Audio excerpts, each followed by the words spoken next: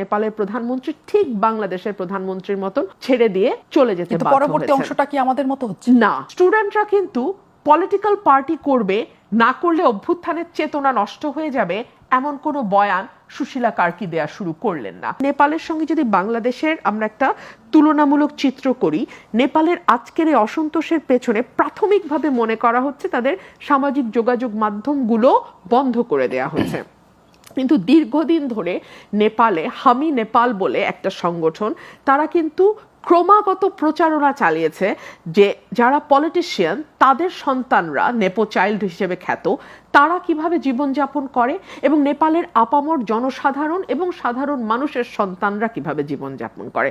তারা দেখিয়েছে এই নেপো চাইল্ডদের বিদেশে চলে যাওয়া, উন্নত শিক্ষা, বড় বড় বিজনেস কংগ্লোমারেটের সঙ্গে তাদের যোগাযোগ, এবং অন দি আদার হ্যান্ড বিদেশে যেই নেপালিরা কাজ করছে, অর্থাৎ বাংলাদেশের আমাদের রেমিটেন্স যোদ্ধাদের মতন, তাদের জীবন, সাধারণ মানুষের জীবনের মধ্যে কি বিস্তর দুস্তর ফারাক। সো এই যে একটা বৈষম্য, ঠিক বাংলাদেশের মতো মনে হচ্ছে না, একেবারে বাংলাদেশের গল্প শুনছি।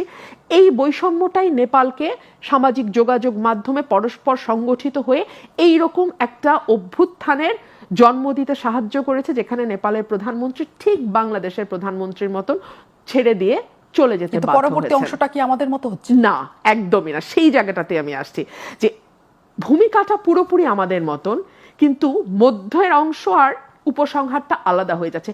নেপালে যখন সুশীলা কার্কি দায়িত্ব নিলেন, সাবেক প্রধান বিচারপতি, তিনি কিন্তু দায়িত্ব নিয়ে প্রথম মন্ত্রিসভা গঠনের আগে নির্বাচনের তারিখ ঘোষণা করলেন। 1, 2, স্টুডেন্টরা কিন্তু পলিটিক্যাল পার্টি করবে, না করলে অভ্যুত্থানের চেতনা নষ্ট হয়ে যাবে এমন কোনো বয়ান সুশীলা কার্কি দেয়া শুরু করলেন না।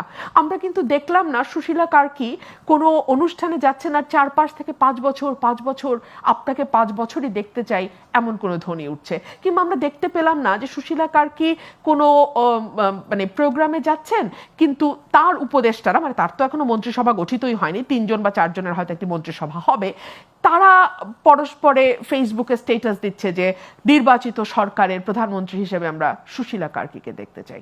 অর্থাৎ তিনি যে একটা স্পেসিফিক দায়িত্ব নিয়ে এসছেন এবং সেই দায়িত্ব পালন করে তিনি যে আবার তার আগের অবস্থানেই ফিরে যাবেন, এবং এই ব্যাপারে যে তার মধ্যে কোনো